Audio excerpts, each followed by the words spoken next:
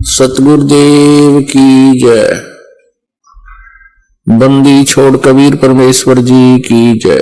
बंदी छोड़ गरीबदास जी महाराज जी की जय।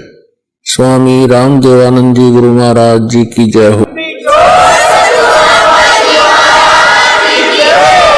बताते हैं परमात्मा के साथी हमारे चले गए, हम भी चालन हार, कोई कागज में बाकी रह रही तात लगी है वार। पतझड़ आवत देख कर बन रोवे मन माही, ये ऊंची टहनी पात थे अब पीले हो जाए। पात जड़नता ये कहे सुन भई तरवर राय, अब के बिछड़े नहीं मिले ना जाने कहां गिरेंगे जाए।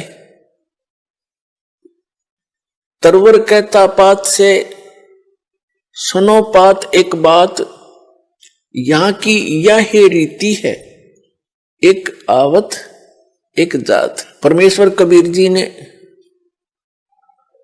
अपनी प्यारी आत्माओं को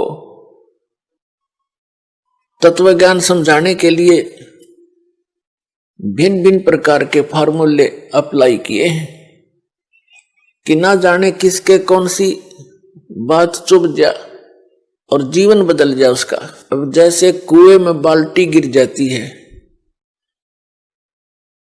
गांव में तकरीबन कुएं अब भी विद्यमान है, पहले सभी जगह कुएं ही हुआ करते थे, ये हैंड पंप वगैरह यंत्र नहीं थे और पानी बहुत गहरे हुआ करते थे। 100 फुट नीचे जल प्राप्त होता था जमीन में। उसके निकालने के लिए एक पात्र बाल्टी होती थी और एक लंबा रस्सा बांधकर उस कुएं में डालते थे, फिर उसको खींचते थे 2-3 लग के 100 फुट तो खींच के ले जाना पड़ता था, तब जल प्राप्त होता था। और कभी वो बाल्टी टूट कर रस्सी टूट कर बाल्टी कुएं में गिर जाती थी।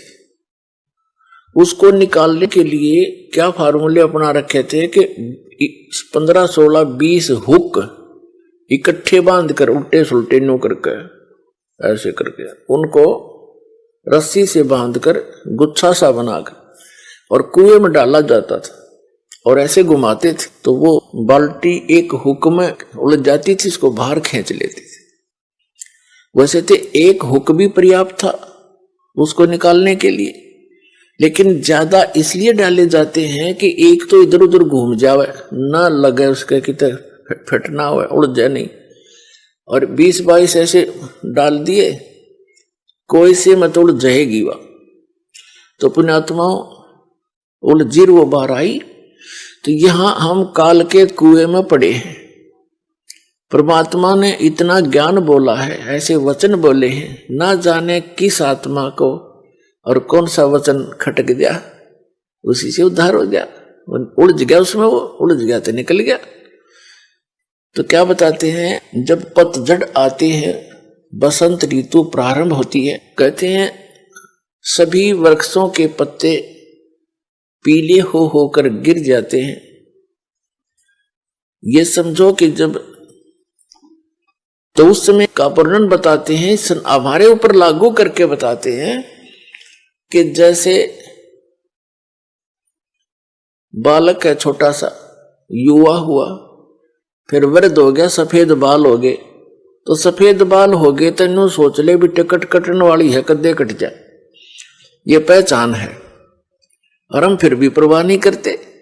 परमात्मा कहते हैं कि वो पतझड़ आवत देख के और बन रोवे मन माही, ऊंची टहनी पात थे वो अब पीले हो जाए, नीचे गिर लग रहे पीले होकर। तो फिर क्या बताते हैं, पात जड़नता ये कहे सुन भई तरवर राय, अब के बिछड़े नहीं मिले ना जाने कहां गिरेंगे जाए। एक पत्ता टूटता हुआ मानो ये कह रहा हो कि हे तरवर राज, हे वृक्ष राजा, अब हम तेरे से बिछुड़ रहे हैं, ना जाने कहां गिरेंगे, किसी पशु के पैर के नीचे कटेंगे या गंदे नाले में पड़कर सड़ेंगे, ना जाने कहां गिरेंगे। अब तरुवर जैसे वृक्ष कह रहा हो उस पत्ते को, तरुवर कहता पात से सुनो पात एक बात, यहाँ की यह रीति है एक आवत एक जात। जैसे पत्ते झड़ गए पतझड़ के दौरान तुरंत ही छोटी छोटी कोपल फूट आती है उस वृक्ष पे, और 10 दिन 20 दिन महीने के बाद फिर वो हरा भरा हो जाता है। और जो पहले ऐसे ही फूटे थे, पत्ते बन गए थे, एक वर्ष उन्होंने फड़फड़ फड़फड़ कर लिया और एक टूट पीले बन होकर टूट के वो भी अब विनाश को प्राप्त हुए। ऐसे ही वो टूट कर गिरे, छोटी छोटी कलियां, फिर छोटे छोटे पत्ते फिर फूट आए कोपल, और वो भी पत्ते बन जाएंगे। 1 वर्ष के बाद वो भी ऐसे ही विनाश को प्राप्त हो जाएंगे। तो इस संसार को परमात्मा इस काल के लोक को दर्शाना चाहते हैं, यहाँ की व्यवस्था को कबीर परमेश्वर जी बताना चाहते हैं कि जैसे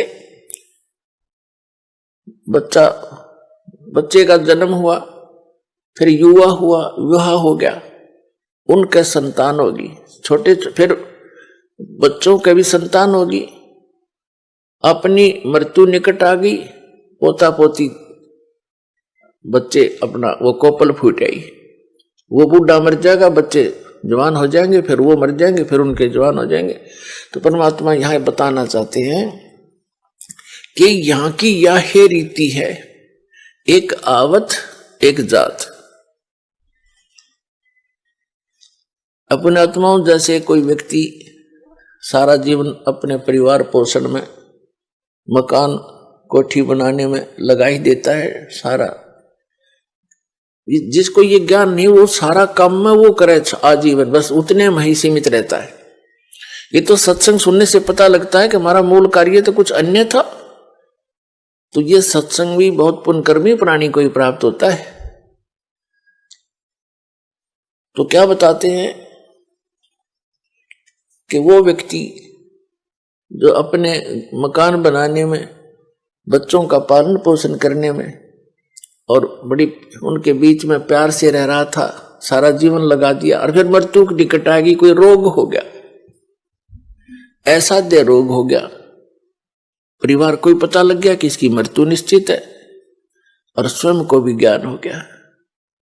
तो फिर वो रह रह कर सोचता है, भगवान अब क्या होगा मेरा। तो अन्य लोग व्यक्ति मिलने आते हैं, कुल के व्यक्ति, नाती, तब उसको समझाने की चेष्टा करते हैं, भाई या तो एक दिन सब नहीं जाना है, आपका समय ही इतना था, चिंता ना करना कि तू यहां सबके साथ ऐसे ही बनता है। तो कहने का भाव ये है कि ऐसे ही जैसे वो पत्ता टूटता हुआ कह रहा हो, पात जड़नता ये कहे सुन भई तरवर राय, अब के बिछुड़े नहीं मिले, फिर नहीं मिलेंगे, ना जाने कहां गिरेंगे जाए। तरवर कहता पात से सुनो पात एक बात, यहाँ की तो यह रीति है एक आवे एक जात।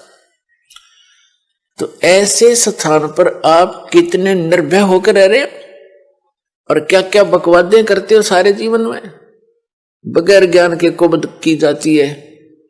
जिस इंसान को ये पता लग गया तेरी मृत्यु निकट है, वो करके दिखाओ, नाचा गाई और करो बकवादे करके दिखाओ, उसका मन नहीं मान सकता।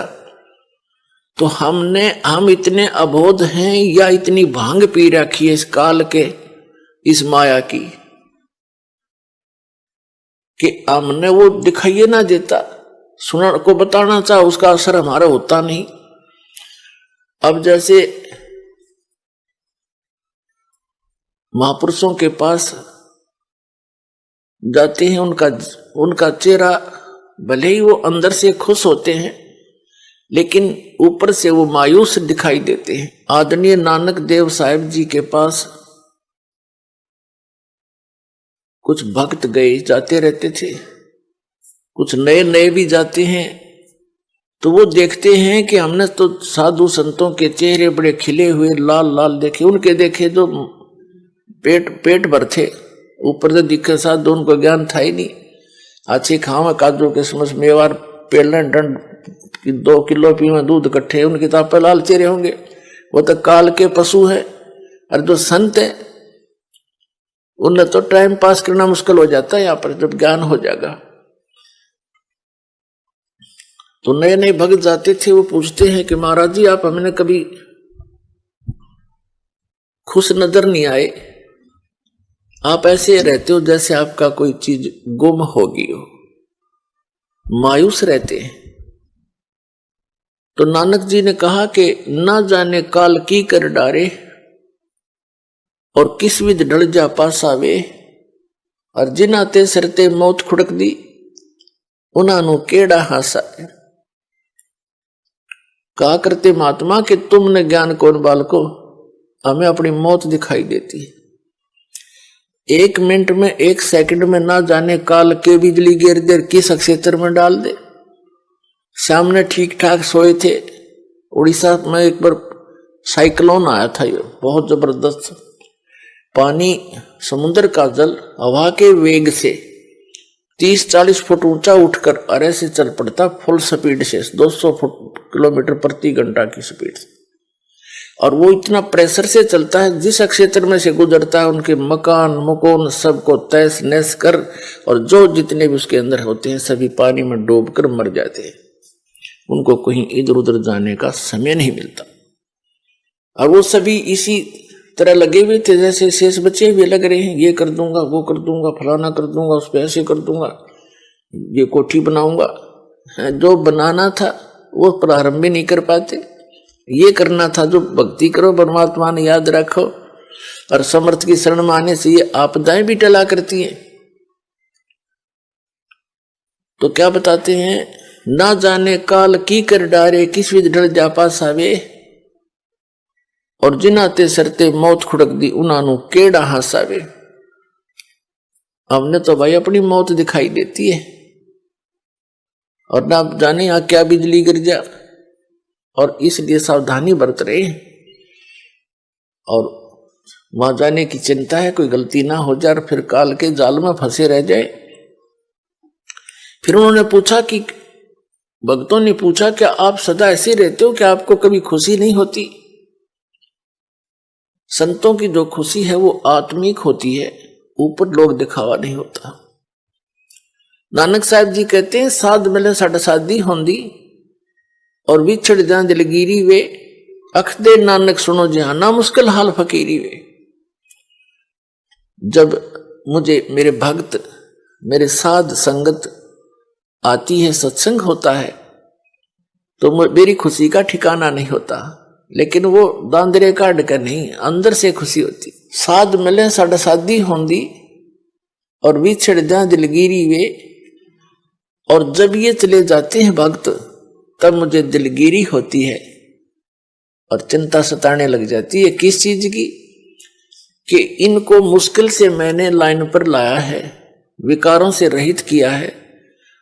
उस परमात्मा सचखंड में सतपुरुष को सतलोक को मैं जाकर के देखा है, उससे प्राप्त ज्ञान के आधार से मैं इनको ज्ञान दे रहा हूं। क्योंकि आदरणीय नानक देव साहिब जी पहले हिंदू धर्म में जन्मे थे, श्री राम कृष्ण के कट्टर पुजारी थे, और ब्रजलाल पांडे के पास वो गीता पढ़ा करते थे, उनसे दीक्षा ले रखी थी। जब परमात्मा आए उनको सतलोक लेकर गए सचखंड बेई नदी से, एक साधु रूप में आए थे, जिंदा महात्मा के रूप में, परम अक्षर पुरुष सतपुरुष, और उनको साथ लेकर सतलोक गए सचखंड, फिर वापस छोड़ा था। 3 दिन तक वो अचेत कहीं गुप्त रखे थे, उनका शरीर आत्मा को लेकर गए थे। तो उन्होंने आकर जो भी उस मालिक से वार्ता हुई, जो भी उनका आदेश था कि ऐसे ऐसे इन पुण्यात्माओं को आप भक्ति मार्ग पर लाओ, मेरा ज्ञान बताओ, और इनको केवल इतना ही अभी स्टार्ट करना, जैसे पहली कक्षा के बालक को वो ABCD ही सिखाई जाती है, ए आ ईड़ा उड़ा ये सिखाए जाते हैं, इसे आगे वो ग्रहण भी नहीं कर सकता। तो उस समय भगत समाज की ये स्थिति थी कि एकदम एक समाज से हटकर अलग से कोई क्रिया करना कोई बालकों का खेल नहीं होता। पूरा हिंदू समाज विरोधी बन गया, वो पांडे भी विरोधी हो गए, खुद पिता भी कालू राम मेहता जी भी विरोधी हो गए उन नकली गुरुओं के बहकाने सिखाने से कि ये तो ब्रह्मा विष्णु महेश को भी नहीं मानता, ये तो शंकर जी की पूजा भी नहीं मानता, ये तो इससे ऊपर भगवान बताता है। नास्तिक पैदा हो गया। लेकिन उन्होंने परवाह नहीं की, आंखों देख रहे, कौन माने उनको तुरुआ की बता। फिर जिसने आंखों देखा भगवान को सारा, तो इसलिए वेदों में वर्णित है कि वो सतपुरुष स्वयं आता है यहाँ, अपने अच्छी आत्मा को मिलता जो दृढ़ भक्त होते हैं, तो उसको अपने से परिचित कराता है, उनको उपदेश देता है। तो ये दृढ़ भक्त थे जिनको परमात्मा मिले। सारा समाज एक तरफ था, पूरा हिंदू समाज, और नानक साहिब जी एक तरफ थे, डगमग नहीं हुए। जितना भी मेहनत करी, खूब जगह जगह प्रचार किया, फिर प्रचार किया हुआ 10-12 वर्ष प्रचार किया उन्होंने। तो ऐसी बात नहीं, कुछ एक व्यक्ति पुण्यात्मा उनके ज्ञान से परिचित हुए, लेकिन बहुत कम। फिर वो एक स्थान पर रहने लगे, अपने घर पर ही 16 वर्ष अपने घर पर रहे। फिर अपना खेती का कार्य भी करते थे और सत्संग भी करते थे। तो भगत जन आने लगे, वहां सत्संग सुनने लगे। नानक साहब जी कह रहे थे कि भाई इनको मुश्किल से दिशा दी है, और जब ये यहां से जाते हैं सत्संग सुनकर, मुझे इनकी चिंता सताने लग जाती है कि कोई काल का दूत इनको फिर से भ्रमित ना कर दे, परमात्मा के बच्चों को फसल में कोई कीड़ा ना लग जा। और जब ये वापस आ जाते हैं एज इट इज अगले सत्संग में, तो मेरी खुशी का ठिकाना नहीं रहता कि मेरी फसल परमात्मा का बाग सुरक्षित है। साध मिले साड़ी शादी होंदी, विछड़ जा दिलगिरी वे, अखदे नानक सुनो जिहाना, मुश्किल हाल फकीरी वे। कि यह भक्ति बड़ी मुश्किल बना दी, क्योंकि सत्य ज्ञान देने वाला एक, मिसगाइड करने वाले अनेक। तो एक उस समय एक की बात को स्वीकार करना हंसी खेल नहीं होता। वहां से जाते ही कोई कुछ कह रहा है, कोई कुछ कह रहा है, वाह भाई वाह, तुम कहां से ले आए कबीर भगवान, तुम कहां से ले आए ये ज्ञान, ये नाम। तो इसलिए रह रहकर सत्संग में आने से दृढ़ हो जाते हैं, प्रमाणों से परिचित हो जाते हैं, तो फिर वो भक्त सॉलिड हो जाते हैं, डगमग नहीं होते।